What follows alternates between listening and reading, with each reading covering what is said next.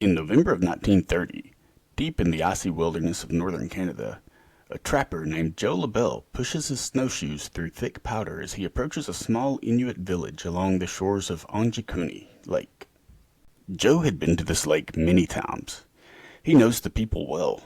They're always friendly, resourceful, and welcoming. He's come for warmth, food, and conversation. But today, the village is silent. There's no laughter, no dogs barking, no voices, no smoke from chimneys, nothing. LaBelle steps into the main clearing, expecting to be greeted. But instead, he finds dozens of huts completely empty. Food is still hanging over fires, weapons are stacked by doorways, clothing and supplies are untouched. But the people, they're gone. All of them.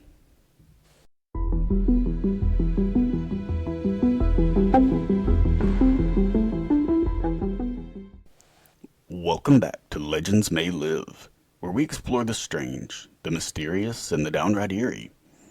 Today's story is one of the most chilling disappearances in North American history. This is the vanishing village of the Angikuni Lake.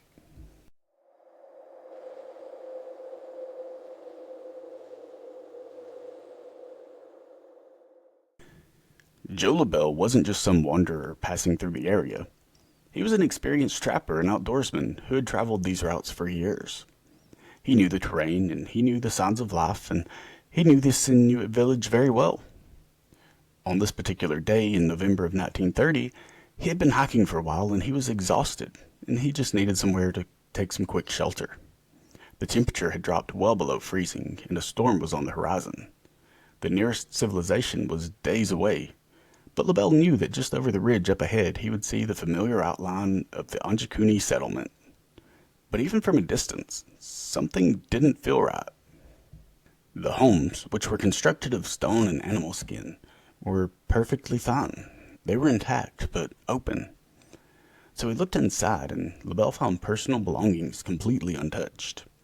There were bowls still filled with food, cooking pots over unextinguished fires. There were fur-lined coats hung neatly on racks, weapons propped by the door, sewing projects still mid-stitch. It was as if everyone had simply stood up and walked out all at once and never came back. LaBelle called out as he walked through the village. He checked each tent and shelter, but there was no one there. He did find the dogs. Several dog sleds still tied up. But what he saw next chilled him even more. They were all dead, starved to death, some even partially buried under the snow. And yet, there was plenty of food in the village. At this point, LaBelle was pretty shaken. Something was wrong. This wasn't abandonment. It was like the people had been ripped out of their lives in an instant. So he made a quick decision. He had to report this. As soon as he was able, he left the village and trekked for hours through sub-zero temperatures to reach the telegraph office in the nearest town. When the Royal Canadian Mounted Police arrived days later, the mystery only deepened.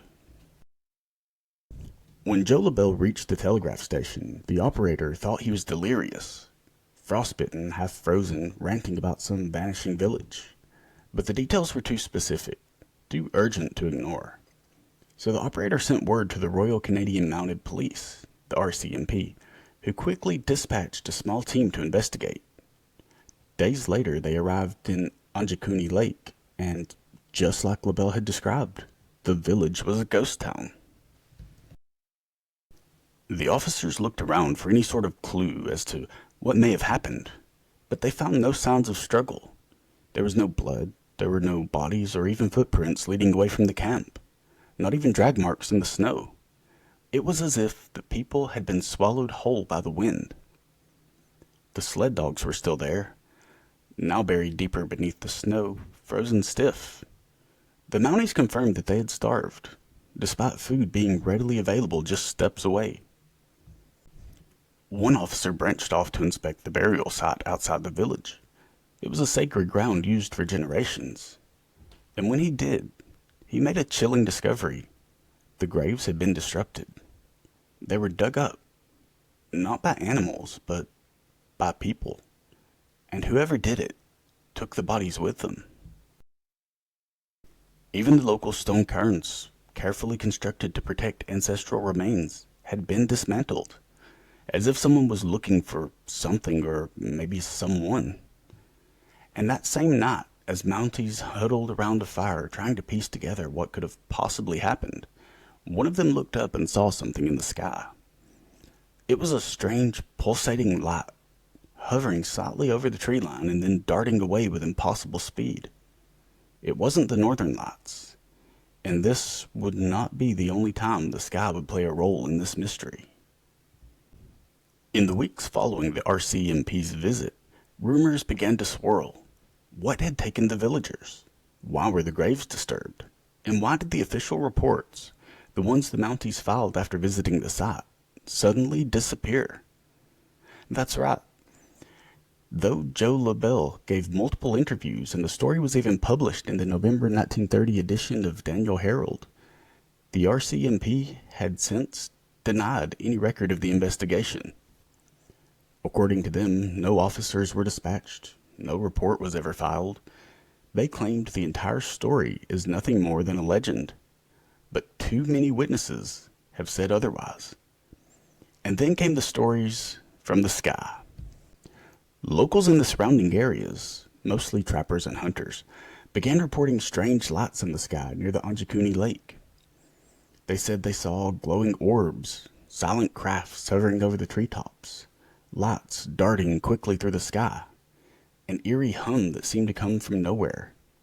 And one hunter claimed he had seen a long metallic object descend behind the tree line near the lake the same week the village went silent. Another said he saw a column of light shoot upward from the forest and then vanish. Suddenly, alien abduction became a theory that people couldn't ignore. And then there were the skeptics. Some researchers argued that the entire story was blown out of proportion, or worse, made up by journalists trying to sell papers. They say there's no proof that the village ever existed, no photos or first-hand evidence. But if that's true, then why did Joe LaBelle speak so clearly about the people that he knew? Why did the telegraph operator back up his claim? And how did the names and locations match what's known of the Inuit settlements in that region? It's like every time someone tried to find the truth, the trail just got colder. To this day, no bodies have ever been recovered. No wreckage or evidence of mass migration. Just a quiet stretch of frozen wilderness where a thriving village once stood, and then, overnight, simply didn't. The case of the missing Angikuni village has lingered for nearly a century, drifting somewhere between chilling truth and eerie folklore. To this day, no definitive answer has emerged. Skeptics continue to say it was a hoax. They point to the lack of physical evidence and to inconsistencies in the early newspaper accounts. Some researchers believe the story may have been a misinterpretation of a smaller migration, that villagers simply moved away during a difficult winter. But even if that were true, how do you explain the untouched food, the sled dogs that starved while surrounded by supplies, the disturbed graves, or all those lights? Inuit oral tradition in the region speaks of strange visitors and spirits that can take people away without a sound. Some elders have warned of a shapeshifter or a dark presence in the woods, one that can draw entire communities into the snow, never to return. Then there's the UFO theory. Not just lights in the sky, but a targeted removal. Not a migration, but a disappearance. A collection. A village taken for study, for reasons that we'll never understand.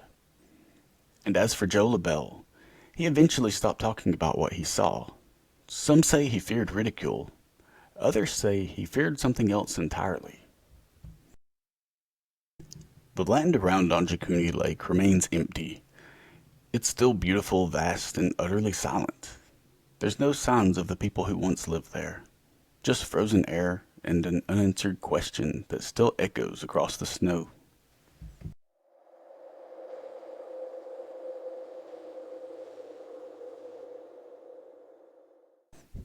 That's it for today's episode. Thank you for listening to Legends May Live. If you enjoyed this story, please remember to like, subscribe, and share with a friend. And as always, stay curious, stay cautious, and don't stray too far into the dark. You never know who or what might be watching. After all, legends may live.